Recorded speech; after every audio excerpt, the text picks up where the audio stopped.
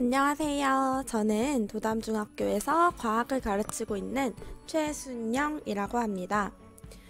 저는 1학년 물질의 상태 변화를 가르치면서 매년 자유탐구를 진행을 해오고 있었습니다.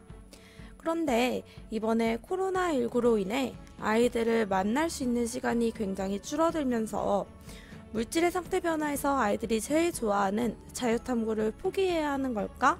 라는 고민을 하곤 했었습니다.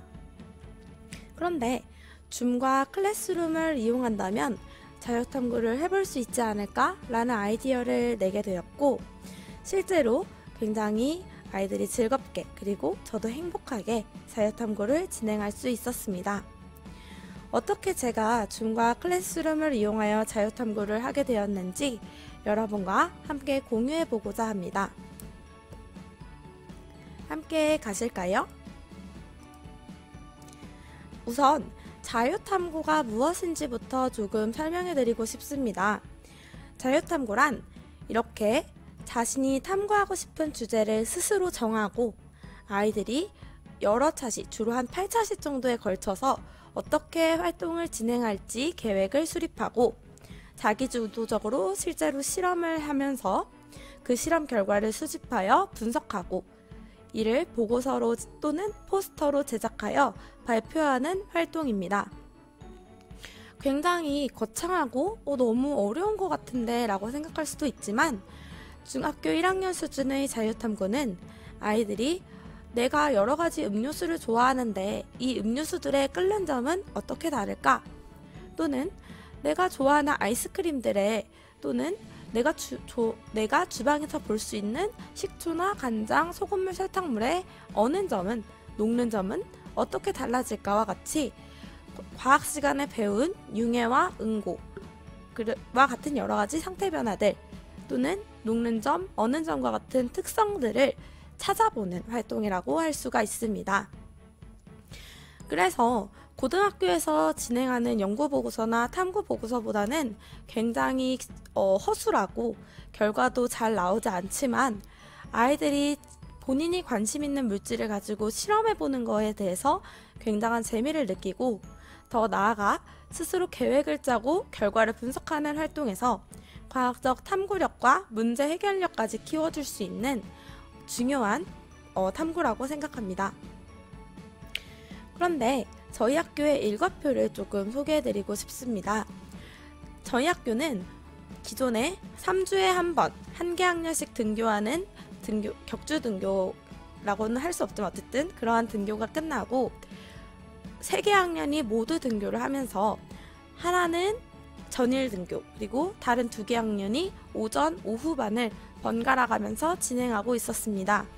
그래서 이 주에는 먼저 저희가 1학년은 오후반 등교를 해서 4교시부터 7교시까지 진행을 하고 그 다음 주에는 오전 등교를 해서 1교시부터 4교시까지 등교를 하고 나머지 교시는 온라인으로 진행을 하고 있었습니다. 그래서 저는 대면으로 해야 되는 것이 무엇인가를 먼저 고민했습니다. 아이들이 모둠을 꾸려서 첫인사를 하는 모둠 선정 및 주제 정하기, 그리고 실제로 과학실에서 본인들이 세운 계획을 바탕으로 실험을 수행하는 실험 수행 4차시를 대면 수업 일정에 맞추고 나머지 비대면의 일정을 어떻게 꾸릴까를 고민을 하였습니다. 그래서 2, 3차시는 실험 계획을 수립하고 준비물을 정하는 시간, 그리고 5에서 7차시는 보고서 및 발표 자료를 작성하는 시간으로 활용하여 총 7차시 분량의 자유탐구 수업을 구상하였습니다. 그러면 굳이 왜 줌과 클래스룸을 함께 사용해야 될까? 줌은 줌이고 클래스룸은 클래스룸으로 각각 활용할 수 있지 않을까? 라는 생각을 하실 것 같아요. 저 같은 경우에는 줌과 클래스룸의 장단점이 분명하기 때문에 이를 같이 활용할 때 시너지 효과가 엄청나다라는 판단을 하였습니다. 먼저 줌의 장점은 실시간 화상통신이 가능하다는 것입니다. 우리가 얼굴을 맞대고 서로 모둠 활동을 할 수 없지만 이는 줌에서는 가능합니다. 이를 도와주는 게 바로 소회의실이라는 기능입니다. 아이들이 소회의실을 구성해서 각각의 모두먼이 모이고 그 얼굴을 맞대면서 서로 회의를 하는 과정이 줌에서는 할 수 있었습니다. 또 아이들끼리 진행하다 보면 궁금증이나 어려운 점이 많을 수밖에 없는데, 소회의실에서는 저를 부르는 기능, 도움 요청하기를 통해서 호스트인 제가 언제든지 아이들에게 갈 수 있다는 장점이 있었습니다. 다만 단점은 소회의실에서 토의하는 내용에 대해서는 교사가 빠르게 피드백을 할 수가 없습니다. 왜냐하면 아이들이 하는 대화 또는 아이들이 나눈 채팅을 소회의실 밖에 있는 사람은 접근할 수가 없기 때문인데요. 그래서 아이들에게 항상 너네 어디까지 얘기했니? 무슨 얘기하고 있었니? 라고 물어보는 게 저는 조금 번거롭게 느껴졌습니다. 그러나 클래스룸은 이를 보완할 수 있었는데 바로 공통된 문서를 수정하는 기능 때문입니다. 클래스룸은 기본적으로 구글 문서를 사용할 수 있어서 구글 워드 그리고 구글 설문지를 제출할 수가 있습니다.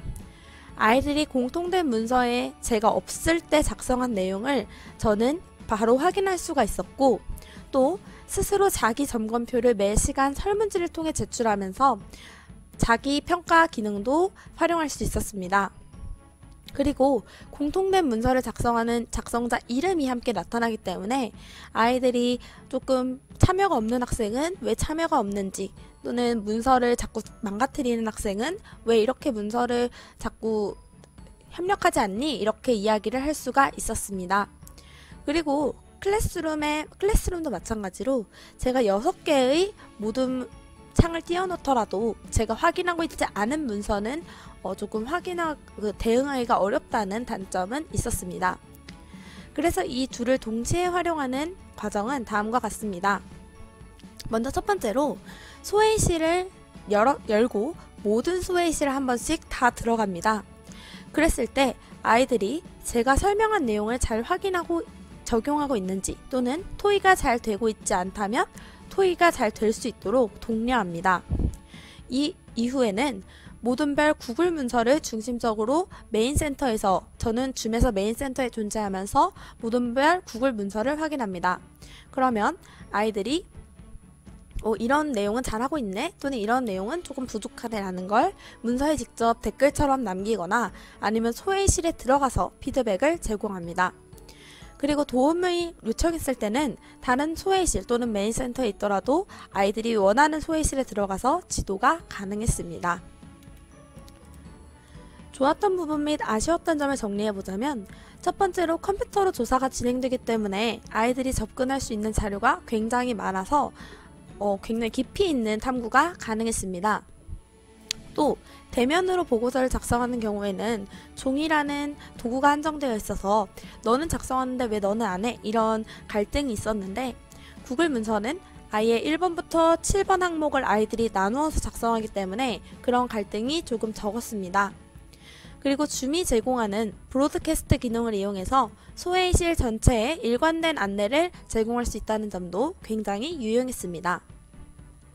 아쉬웠던 점은 초반에 제가 보고서 작성법, 자유탐구란 무엇인가 이런 걸 강의를 할 때 아이들이 대면하고 있지 않다 보니까 집중도가 조금 떨어져서 제가 강의한 내용도 다시 질문하는 경우가 많았습니다. 그래서 강의는 실시간 수업보다는 영상을 탑재하면 어떨까, 녹화해서 영상을 탑재하면 좋겠다라는 생각이 들었습니다. 그리고 모둠을 순회해서 아이들의 흐름에 따라잡는 데 시간이 조금 걸리기 때문에 만약 제가 다시 한번 선택할 수 있다면 계획 짜기 차시까지는 직접 대면으로 하고 보고서 작성을 온라인으로 하면 어떨까 라는 생각도 해보았습니다. 그러면 이상으로 제가 직접 해본 물질의 상태 변화 수행평가에 대한 리뷰를 마치도록 하겠습니다. 감사합니다.